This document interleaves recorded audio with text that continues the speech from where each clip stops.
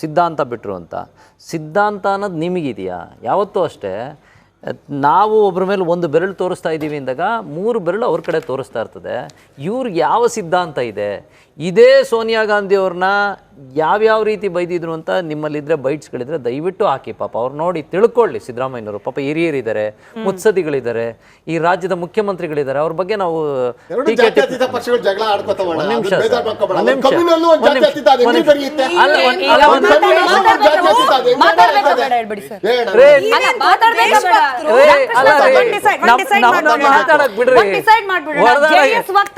ಮಾತಾಡ್ಬೇಕಾ ಬೇಡವಾ? ಶಾಂತಮೂರ್ತಿ ಅಂತ ಅಂದ್ರಿ, ಶಾಂತಮೂರ್ತಿ ಅಪರೂಪಕ್ಕೆ ಮಾತಾಡ್ತಿದಾರಪ್ಪ, ಮಾತಾಡಕ್ ಬಿಡಿ. ಹೇಳಿ ಸರ್ ನೀವು. ಅಲ್ಲಿಂದ ಆಚೆ ಪಾಪ ಅವ್ರು ಪ್ರಧಾನಿ ಮಾಡಿದ್ರು ಅಂತ ಹೇಳ್ತಾರೆ. ಬಹುಶಃ ಅವ್ರ ಹತ್ರ ಕ್ಯಾಂಡಿಡೇಟ್ ಇರಲಿಲ್ಲ, ಅದಕ್ಕೆ ದೇವೇಗೌಡರನ್ನ ಕರ್ಕೊಂಡೋಗಿ ಪ್ರಧಾನಿ ಮಾಡಿದ್ರು ಅಂತ ನಾನು ಅನ್ಕೊಂತೀನಿ. ಅಲ್ಲ ಪಾಪ ಅವ್ರ ಕೈಲಿ ಇರ್ಲಿಲ್ಲ. ಈಗ ಆ ತಾಕತ್ತಿನ ಲೀಡರ್ ಕಾಂಗ್ರೆಸ್ ನಲ್ಲಿ ಕಾಣ್ಲಿಲ್ಲ. ಆ ಉದ್ದೇಶಕ್ಕೆ ಪಾಪ ದೇವೇಗೌಡರನ್ನ ಕರ್ಕೊಂಡ್ಬಂದು ಪ್ರಧಾನಿ ಮಾಡಿದ್ರು. ದೇವೇಗೌಡರು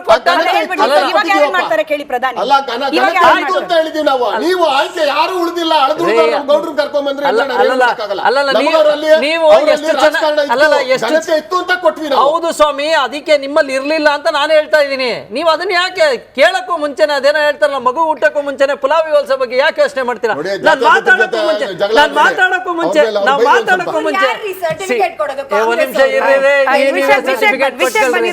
ವಿಷಯಕ್ಕೆ ಬನ್ನಿ. ದೇವೇಗೌಡರು, ಸಿದ್ದರಾಮಯ್ಯ.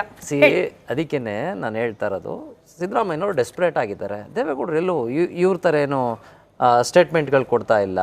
ಸೊ ಹಂಗಿದ್ದಾಗ ಅವರು ಸೋನಿಯಾ ಗಾಂಧಿ ಬಗ್ಗೆ ಏನು ಮಾತಾಡಿದ್ರು, ಆಮೇಲೆ ಸಿದ್ಧಾಂತಗಳ ಬಗ್ಗೆ ನಮ್ಮ ಸ್ನೇಹಿತರು ಹೇಳಿದ್ರು. ಇವ್ರ ಸಿದ್ಧಾಂತ ಮೈಸೂರಿನಲ್ಲಿ, ಅದು ದೊಡ್ಡ ಮಟ್ಟದಲ್ಲ, ಮೈಸೂರು ಮೇಯರ್ಗಿರಿಗೆ ಬಂದಾಗ ಪಾಪ BJP ಜೊತೆ ಹೊಂದಾಣಿಕೆ ಮಾಡ್ಕೊಂಡಿದ್ದಾರೆ. ರಾಷ್ಟ್ರೀಯ ಪಕ್ಷ, ಜಾತ್ಯತೀತ, ಏನಿದೆಲ್ಲ ರೀ? ಒಂದು ಮೇಯರ್ಗಿರಿಗೆ ಅಡ್ಜಸ್ಟ್ ಮಾಡ್ಕೊಳ್ಳೋರು ನಮ್ಗೆ ಹೇಳ್ತಾರಲ್ರಿ. ನೀವು ನಿಮ್ಮ ಬೆನ್ನನ್ನು ತಟ್ಕೊಳ್ಳೋಕ್ಕೂ ಮುಂಚೆ ನೀವು ಏನಿದ್ದೀರಾ ಅನ್ನೋದನ್ನು ಒಂದ್ಸತಿ ಯೋಚನೆ ಮಾಡಿ. ಹಿರಿಯರಿದ್ದಾರೆ, ದೇವೇಗೌಡರು, ಮುತ್ಸದಿಗಳು ಇದ್ದಾರೆ. ಈ ನಾಡಿನ ನೀರಾವರಿ ಹೋರಾಟದ ಸಮಸ್ಯೆ ಬಂದಾಗ ನಿಮ್ಮದೇ ಸಿದ್ದರಾಮಯ್ಯನವರು ಹೋಗಿ ಯಾರ ಮನೆ ಬಾಗಿಲು ತಟ್ಟಿದ್ರು ಅಂತ ಇಡೀ ರಾಜ್ಯದ ಜನತೆಗೆ ಗೊತ್ತು. ಪ್ರಪಂಚದಾದ್ಯಂತ ನೀರಿನ ಸಮಸ್ಯೆ ತಲೆದೋರಿದಾಗ ದೇವೇಗೌಡರ ಹತ್ರ ಬರ್ತಾರೆ. ನೀವು ನಮ್ಮ ಸಿದ್ಧಾಂತಗಳಿಗೆ ಬೆಲೆ ಕೊಡಲ್ಲ ಅನ್ನೋ ಒಂದೇ ಒಂದು ಕಾರಣಕ್ಕೋಸ್ಕರ ನಾವು ನಿಮ್ಮ ಜೊತೆನೇ ಇದ್ದಂಥವ್ರು. ನಿಮಗೂ ಅದ್ರ ಒಂದು ನಿಮಿಷ ಸರ್, ದಯವಿಟ್ಟು ಎರಡು ನಿಮಿಷ ನಾ ಮಾತಾಡ್ಬಿಡ್ತೀನಿ. ಆಮೇಲೆ ಮಾತಾಡಿ. ಈಗ ನನ್ನ ವಿಚಾರಗಳು ಸತ್ತೋಗ್ತವೆ. ನಿಮ್ಮ ಕೂಗಾಟಗಳ ಮಧ್ಯೆ ನನ್ನ ವಿಚಾರ ಸಾಯಕ್ಕೆ ನಾನು ಇಷ್ಟಪಡಲ್ಲ. ಯಾಕೆಂದ್ರೆ ನೋಡಿ, ಅವತ್ತು ನೀರಾವರಿ ಹೋರಾಟ ಇದ್ದಂಥ ಸಂದರ್ಭದಲ್ಲಿ ನೀವು ಇವತ್ತು ಬನ್ನಿ ಅಂತ ನಾವು ಕರಿತಾ ಇದ್ದೀವಿ. ಒಬ್ಬ ದೇವೇಗೌಡರು ಈ ಇಳಿ ವಯಸ್ಸಿನಲ್ಲೂ ಯುವಕರು ನಾಚಬೇಕು ಅನ್ನೋ ರೀತಿ ರಾಜಕಾರಣ ಮಾಡ್ತಾ ಇದ್ದಾರೆ. ನಿಮಗೆ ಸಮಸ್ಯೆಗಳಿದ್ರೆ ದಯವಿಟ್ಟು ಬನ್ನಿ. ಸೌತ್ ಆಫ್ರಿಕಾದಿಂದ ಬಂದು ದೇವೇಗೌಡರ ಹತ್ರ ಮಾಹಿತಿಗಳನ್ನ ಕೇಳಿಕೊಂಡು ನೀರಾವರಿ ಸಮಸ್ಯೆಗಳನ್ನ ಬಗೆಹರಿಸ್ತಿದ್ದಾರೆ. ಇದ್ದಂಥ 10 ತಿಂಗಳಲ್ಲಿ ನಿಮ್ಮ ಕಾಂಗ್ರೆಸ್ಸು, BJP ಯಾರು ಕೊಡದಾರದಂತಹ ಒಂದು ಅತ್ಯದ್ಭುತ ಒಂದು ಸರ್ಕಾರನ ಕೊಟ್ಟರು. Self assessment. ಇಡೀ ಪ್ರಪಂಚ ಭಾರತ ದೇಶನ ಒಂದು ಕಡೆ ಎಲ್ಲೋ ಒಂದು ಕಡೆ ಬ್ಲಾಕ್ ಮಾಡಿಬಿಟ್ಟಿತ್ತು. ಯಾವುದೇ ಒಂದು ಹಣಕಾಸಿನ ಸಹಾಯ ಕೊಡಬಾರ್ದು ಅಂತೇಳಿ ಪ್ರೊಕ್ರಾನ್ ಅಣುಬಾಂಬ್ ಸ್ಫೋಟ ಆದಂಥ ಸಂದರ್ಭದಲ್ಲಿ ಅವತ್ತು ಸೆಲ್ಫ್ ಅಸೆಸ್ಮೆಂಟ್ ಟ್ಯಾಕ್ಸ್ ತಂದು ಒಂದೇ ನೈಟ್ನಲ್ಲಿ 48,000 ಕೋಟಿ ಹಣನ ಕ್ರೋಢೀಕರಿಸಿ ದೇಶಕ್ಕೆ ಆಕ್ಸಿಜನ್ ಕೊಟ್ಟಂತ ದೇವೇಗೌಡರು. ಗೌರವ ಇದೆ. ಈಗೇನು ಅದು ಬೇಕಲ್ವಾ? ಈಗ ನಿಮ್ ಪಕ್ಷದ ಅಸ್ತಿತ್ವ ಏನು, ನಿಮ್ ಪಕ್ಷದ ಕಾಂಟ್ರಿಬ್ಯೂಷನ್ ಏನು ಈ ಟಾರ್ಗೆಟ್ 28 ಅಲ್ಲಿ? ಅದು ಬೇಕಲ್ವಾ? ಉತ್ತರ ಕೊಡಿರಂತೆ ಸುರ್ಭಿ ಅವರೇ. ನೋಡಿ, ಈ ಬಣ ಬಡಿದಾಟ ಕಳೆದ ವಿಧಾನಸಭಾ ಚುನಾವಣೆಯಲ್ಲಿ ದೊಡ್ಡ ಪಾಠ ಕಲಿಸಿದೆ ಬಿಜೆಪಿಗೆ. ನೀವು ಒಪ್ತಿರೋ ಇಲ್ಲೋ ವಾಸ್ತವ ಅನ್ನೋ ಚುನಾವಣಾ ಫಲಿತಾಂಶ ಹೇಳ್ತಿದೆ. ಇವತ್ತು ಸದಾನಂದ ಗೌಡರು ಹೇಳ್ಬಿಟ್ರು, ಈ ಪ್ರಯೋಗ ಶಾಲೆ ಮಾಡ್ಬಿಟ್ರಲ್ಲ ಕರ್ನಾಟಕನ್ನ, ಈ ಬಾರಿ ಮಾಡಲ್ಲ ಅನ್ನೋ ವಿಶ್ವಾಸ ಇದೆ. ಇವಾಗ್ಲೂ ಕೂಡ ನಾವು ಹೊಸ ಮುಖ ತರ್ತೀವಿ, ಇರೋರಿಗೆ ಟಿಕೆಟ್ ಕೊಡಲ್ಲ ಅಂತಂದ್ರೆ ಇವಾಗ್ಲೂ ಕೂಡ ಹಂಗೆ ಮುಗ್ಗರಿಸುತ್ತೆ ಪಕ್ಷ. ಒಪ್ಕೊಳ್ಳಲ್ವಾ ನೀವು ಇದನ್ನ?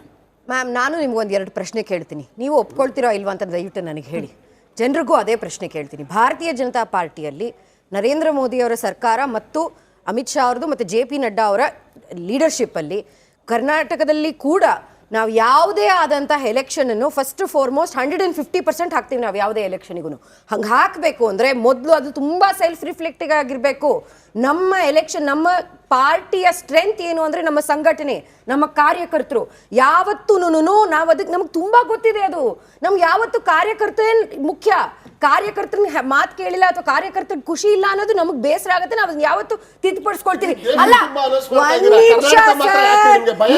ಒಂದ್ ನಿಮಿಷ ಸರ್, ದಯವಿಟ್ಟು ನಾನು ನೋಡಿ, DK ಸುರೇಶ್ ಅವರು ಕರ್ನಾಟಕ ಮತ್ತು ಭಾರತ ವಿಭಜನೆ ಮಾಡಬೇಕು ಅಂತ ಮಾತಾಡ್ತಾರೆ.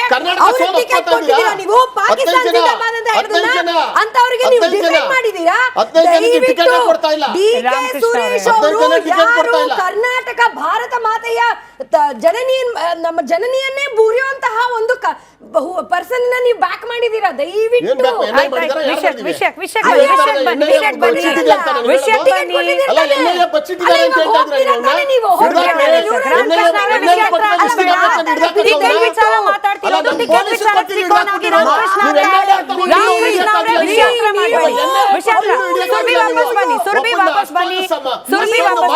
ರಾಮಕೃಷ್ಣ ಅವರೇ, ಸಮಯ ವ್ಯರ್ಥ ಆಗೋದು ಬೇಡ, ಪ್ರಯೋಗ ಮಾಡೋದು ಬೇಡ ಅಂತ ಹೇಳ್ತಿದ್ದಾರೆ ಸದಾನಂದ ಗೌಡ್ರು. ಹೇಳಿ, ಮುಂದುವರಿಸಿ ಬೇಗ.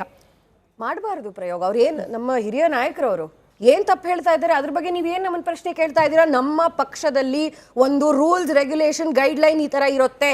ನಾವು ಯಾರ್ದೋ ಒಬ್ರನ್ನ ಪ್ಲೀಸ್ ಮಾಡ್ಬೇಕು ಇಲ್ಲ ಅಂತ ನಾವು ಡಿಸಿಷನ್ಸ್ ಮಾಡೋದಿಲ್ಲ. ಕೂತ್ಕೊಂಡು ಎಲ್ಲರೂ ಯಾವ ನಾಯಕರು ಹೋಗಿ ಮಾತಾಡ್ಬೇಕು, ಆ ಪ್ರಾಸೆಸ್ ನಡೀತಾ ಇದೆ. ಡೇಟಾ ಮೂಲಕ ಕಾರ್ಯಕರ್ತರು ಹೇಳಿರೋದನ್ನೆಲ್ಲ ಕೇಳಿಸ್ಕೊಂಡು ಪ್ರಧಾನಮಂತ್ರಿ ಮೋದಿ ದಯವಿಟ್ಟು ನೀವು ಈ ಊಹೆ ಪೂಹೆಗಳಿಗೆ ಹೋಗಬೇಡಿ. ಅವರದೇ ಆದಂತಹ ಒಂದು ಅಪಿನಿಯನ್, ಎಕ್ಸ್ಪೆಕ್ಟೇಷನ್ ಇರುತ್ತೆ. ಆದ್ರೆ ಏನೇ ಆದ್ರೂ ಎಲ್ಲರೂ ಫಸ್ಟ್ ಅಂಡ್ ಫಾರ್ಮೋಸ್ಟ್ ಒಬ್ಬ ಬಿಜೆಪಿ ಕಾರ್ಯಕರ್ತರು. ನಮ್ಮದ್ರಲ್ಲಿ ಕಾರ್ಯಕರ್ತರನ್ನ ಒಟ್ಟಿಗೆ ಕರ್ಕೊಂಡು ಹೋಗೋದು ಹೇಗೆ ಅಂತ ನಮಗ್ ಗೊತ್ತಿದೆ. ಇದು ಲಿಸ್ಟ್ ಬರ್ಲಿ. ದಯವಿಟ್ಟು ನೀವು ಬರಕ್ಕಿಂತ ಮುಂಚೆ ಊಹೆ ಮಾಡಬೇಡಿ. ದಯವಿಟ್ಟು ಇದೇ ಒಂದು ಸಂಘಟನೆಯಲ್ಲಿ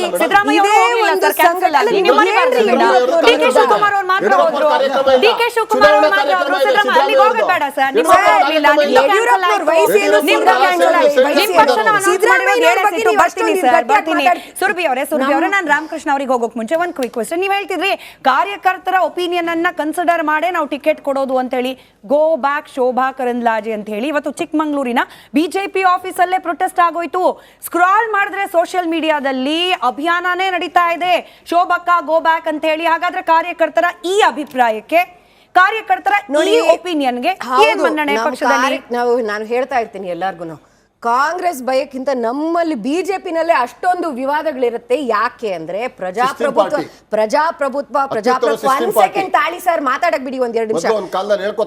ಒಂದು ಪ್ರಜಾಪ್ರಭುತ್ವ ಅಂತ ಹೇಳ್ತಿರ್ತಾರಲ್ಲ, ದೇಶ ಮಾತ್ರ ಅಲ್ಲ, ನಮ್ ಪಾರ್ಟಿನಲ್ಲೂ ಇದೆ. ಒಂದೇ ಪ್ರೆಸಿಡೆಂಟ್, ಒಂದೇ ಫ್ಯಾಮಿಲಿಯಿಂದ ಬಂದಿರೋ ಪ್ರೆಸಿಡೆಂಟ್ ಯಾವತ್ತೂ ಇಲ್ಲ. ನಮ್ಮಲ್ಲಿ difference of opinion creates good. ಒಂದೇ ಫ್ಯಾಮಿಲಿಯಿಂದ ಬಂದಿರೋ ಪ್ರೆಸಿಡೆಂಟ್ ಇಲ್ಲ. ದಯವಿಟ್ಟು ನೋಡಿ, ನೀವು ಗಾಂಧಿ ಫ್ಯಾಮಿಲಿ ಡಿಫೆಂಡ್ ಮಾಡಕ್ ಟ್ರೈ ಮಾಡ್ತೀರಾ. ಪರಿವಾರವಾದನ ಏನು ಅಂತ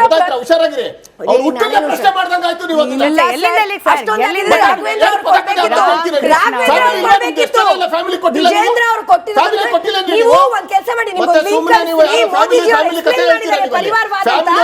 ರಾಹುಲ್ ಗಾಂಧಿ ನೀವು ನಿಮಗೆ ದೇಶನ ನೀವು ಮಾಡಿದಿರಾ ಅಂತ ಲಕ್ಷ್ಮೀ ವಿಭಜನೆ ಮಾಡಿರುವಂತಹ ರಾಹುಲ್ ಗಾಂಧಿ ಬಿಡೋಣ ಸರ್.